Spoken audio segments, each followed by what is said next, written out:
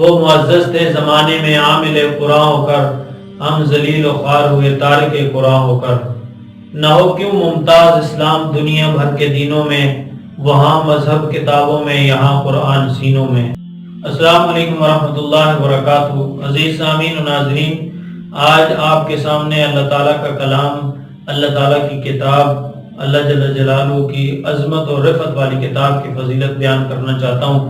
قرآن اللہ تعالیٰ کی وہ کتاب ہے جس کو پہلی تمام کتابوں پر فضیلت دی گئی ہے، اور قرآن پاک کو اس وجہ سے تمام کتابوں پر فضیلت دی گئی ہے کہ قرآن پاک اللہ تعالیٰ کی دنیا میں آخری کتاب ہے۔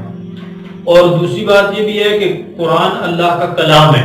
پہلی جتنی کتابیں اللہ تبارک و تعالیٰ نے آسمان سے اتاری، لکھ کر فرشتوں کے حوالے کی، اور انہوں نے انبیاء علیہ السلام کے حوالے کر دی، پوری کی پوری کتاب یعنی ان کو لکھی ہوئی دی گئی ہے۔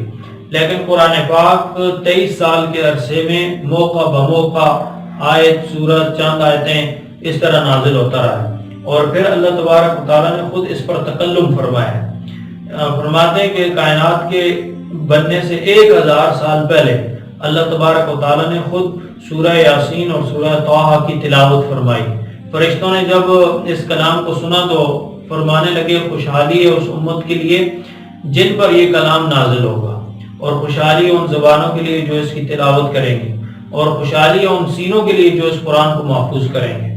تو بہت بڑی عظمت اور رفعت والی کتاب ہے۔ جس طرح اللہ تعالیٰ کی شان بلند و بالا ہے، اللہ تعالیٰ کی عظمت بہت اونچی ہے، اسی طرح اللہ تبارک و تعالیٰ کے اس کلام کی اور اس کتاب کی بھی عظمت بہت زیادہ، بہت اونچی ہے۔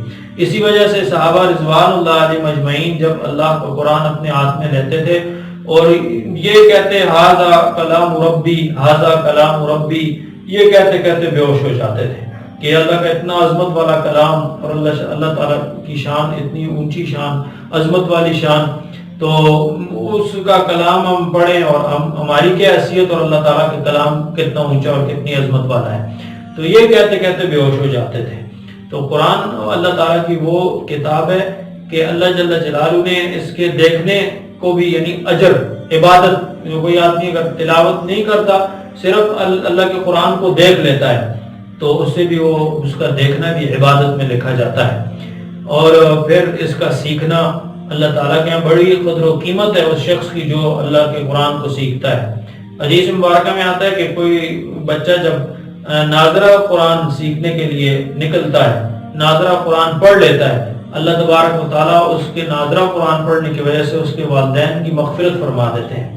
اور یعنی رسول پاک صلی اللہ علیہ وسلم نے ارشاد فرمایا کہ جو شخص علم دین کو حاصل کرنے کے لیے نکلا، من جاء الموت وهو يطلب العلم ليحيي به الاسلام فبينه وبين النبيين درجة واحدة، کہ جس شخص کو موت اس حال میں آئے کہ وہ اللہ کا قرآن سیکھنے کے لیے نکلا ہو، اور قرآن سیکھ کر اس کا مقصود اور مطلوب یہ ہو کہ دنیا میں اسلام کو زندہ کرے گا، تو حدیث میں آتا ہے اگر وہ مر جاتا ہے اسی دوران، اس کے اور نبیوں کے درمیان 1 درجے کا فرق ہوگا۔ یعنی اتنی بڑی اللہ تعالیٰ اس کو عظمت اور رفعت دیں گے کہ نبیوں کے ساتھ گویا اس کا عشر فرمائیں گے۔ اور آتا ہے کہ جو آدمی اللہ تعالیٰ کے قرآن کو سیکھتا ہے تو اللہ تعالیٰ کے نورانی فرشتے اس کے پاؤں کے نیچے پر بچھاتے ہیں، یعنی تفاخر کے طور پر اور عزت کے طور پر اس کے پاؤں کے نیچے پر بچھاتے ہیں۔ یعنی طالب علم قرآن کے علم کو سیکھنے والے کی اللہ تعالیٰ کے یہاں اتنی قدر و قیمت ہے۔ اور آج ہم کیوں گمراہ ہوئے یا ہم کیوں ذلیل و خوار ہوئے؟ اس وجہ سے کہ ہم نے اللہ کے قرآن کو چھوڑ دیا ہے۔ رسول پاک صلی اللہ علیہ وسلم نے ارشاد فرمایا کہ میری امت اس وقت تک گمراہ نہیں ہو سکتی جب تک کہ 2 چیزوں کو مضبوطی سے تھامے رکھے، ایک اللہ کا قرآن اور دوسرا سنت رسول ہے۔ آج ہم اللہ کے قرآن سے بھی دور ہیں، سنت رسول سے بھی دور ہیں، اس لیے در در کی ٹھوکریں کھا رہے ہیں، ورنہ وہ معزز تھے زمانے میں عامل قرآن ہو کر، ہم ذلیل و خوار ہوئے تارک قرآن ہو کر۔ تو قرآن کو چھوڑنے کی وجہ سے امت یعنی ذلیل و خوار ہو رہی ہے، ہر گھر میں پریشانی ہے، ہر فرد پریشان ہے، اور یعنی مال کے ہوتے ہوئے یہ نہیں کہ ان کے پاس مال نہیں ہے اس وجہ سے پریشان ہے، یا گھر نہیں ہے اس وجہ سے پریشان ہے، یعنی ہر چیز کی ساری نعمتوں کے ہونے کے باوجود بھی قلبی سکون نہیں ہے۔ اللہ تعالیٰ کے جو دل کا سکون ہے وہ تو اللہ تعالیٰ نے اپنے ذکر میں رکھا ہے۔ اللہ جل جلالہ یعنی اپنے کلام سے جو اللہ کے کلام سے جڑتا چلا جائے گا اللہ اس کو رفتیں بلندیاں اور عظمتیں عطا کرتے چلے جائیں گے. اور یہ تو پھر ایسا کلام ہے کہ جو رسول پاک صلی اللہ علیہ وسلم کو کھلا ہوا معجزہ ہے اور قیامت تک آنے والے انسانوں کے لیے معجزہ ہے. اور معجزہ یعنی ایسا معجزہ کہ جو دائمی ہے. انبیاء علیہ السلام کو ہر نبی کو معجزات ملے لیکن وہ دائمی نہیں تھے. قرآن پاک ایسا معجزہ ہے جو قیامت تک کے لیے معجزہ ہے. اور خود اللہ تعالیٰ نے یعنی قرآن پاک میں چیلنج بھی دیا ہے کہ اگر تمہیں اس میں کوئی شک ہے وَإِن كُنتُمْ فِي رَيْبٍ مِّمَّا نَزَّلْنَا عَلَىٰ عَبْدِنَا فَأْتُوا بِسُورَةٍ مِّن مِّثْلِهِ کہ اگر تمہیں اس کے اندر کوئی شک ہے قرآن پاک کے اندر تو لاؤ پھر ایک صورت لے کے آؤ. تو یعنی بڑے جب اللہ کے رسول صلی اللہ علیہ وسلم پر قرآن اترا تو عرب کی فصاحت و بلاغت اس وقت مشہور تھی. بڑے فصیح و بلیغ لوگ تھے. یہاں تک کہ عورتیں بھی یعنی عربی میں ایسے ایسے اشعار کہہ جاتی تھی کہ کوئی آدمی ان کا مقابلہ نہیں کر سکتا تھا. اس قدر فصاحت و بلاغت عروج پر تھی.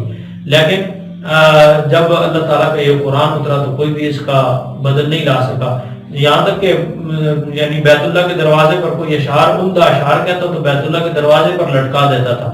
معلقہ سبع معلقہ ابھی بھی کتاب ملتی ہے.